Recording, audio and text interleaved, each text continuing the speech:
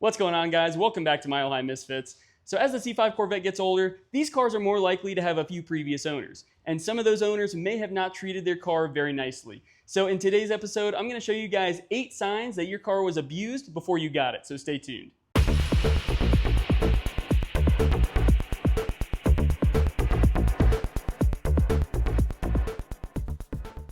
So we're going to jump right into it, guys. The first sign that your car was abused before you got it is if your shifter is sloppy or it's hard to get into gear.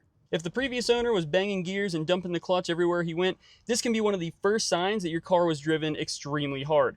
And on top of that, if you put your car into gear and you let out the clutch and it pops out, this can be a sign that your shift fork pads are worn out, and this is super common with these cars. The T56 is inherently notchy, and this is normal, but you should be able to clearly feel when the car is in gear. Also pay attention to the clutch feel. If the clutch doesn't feel like it's fully engaging, or if it grinds when you go into gear, even with the clutch pedal to the floor, then this is another red flag. The next sign that your car was abused is a pretty obvious one, but if your tires are bald or if there's a lot of uneven wear on the rear tires, then this is a red flag.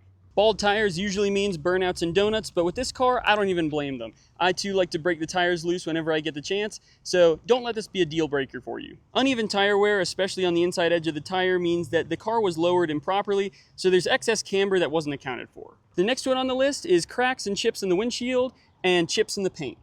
Because these cars are so aerodynamic and low to the ground, the chance of getting rock chips is a lot lower than most other cars. However, if the driver is driving recklessly and tailgating people all the time, then you have a much higher chance. As you guys can see, there's really only one rock chip on my hood, and that was filled by the previous owner. The main places where you're going to see rock chips on these cars are on the front bumper, like here, and especially on your mirrors. You can see I've got quite a few minor ones on the mirrors, and these are major places where you're going to see a lot of rock chips. And that brings me to my next point, which is cracks in the front bumper. As you guys can see, I have one big crack that goes all the way across the bumper like that. And the previous owner tried to paint over it to kind of make it less noticeable. But this happens because the previous owner more than likely wasn't paying attention, and there was either a curb or a parking block here, and they just hit it with the front bumper. And that's, how you get those cracks like that. So if the previous owner was not paying attention, that kind of stuff happens, and you also get scraping on these two supports on the bottom here, which you guys can see my car definitely has some. And guys, let me tell you, you are going to see front bumper damage a lot on these cars because they are so low and it's really hard to avoid this damage sometimes. So don't let this be a deal breaker for you, but it is definitely a bargaining chip if you want to get a lower price on the car. Another addition to this list is misfires. If you have a stock car, it's going to be a little bit easier to tell. Mine is cammed, so it's a little hard to hear misfires. But if you do have misfires, it's more than likely going to be your coil packs and spark plugs. And this is overlooked by a lot of people because they're like, well, it's just a misfire, that's super common. And yes, it is super common. But if they didn't keep up with the spark plugs and coil packs to keep the motor running smoothly, then think about all the other critical maintenance that they neglected over the years. And again, this alone is not a deal breaker, but on top of the other things that I mentioned, this could be the straw that breaks the camel's back. Before moving on, I wanted to let you guys know that if you're finding this video helpful, make sure to help me out as well and subscribe to Mile High Misfits because that is the best way to support the channel, and it's absolutely free to do. But without further ado, let's get back into it. The next one can just happen from age, but if there's a lot of grime and leaks in the engine bay, then that's a telltale sign that this car was run pretty hard or there's a ton of miles on the car.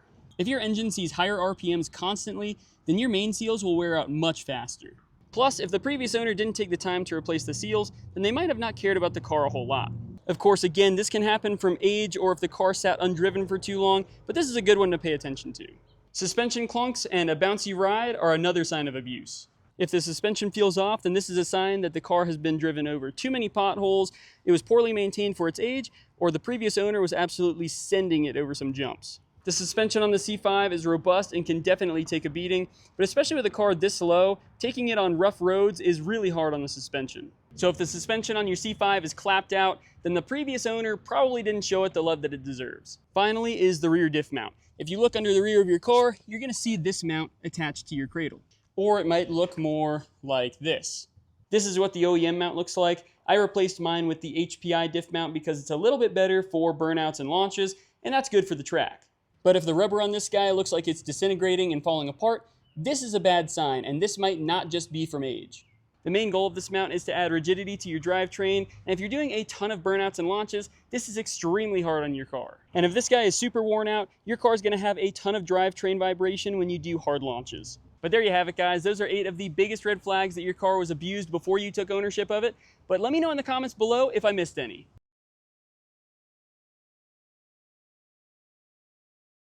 And as always, guys, if you enjoyed the content for today, make sure to leave a like and subscribe to the channel for future content. I'll catch you guys next week.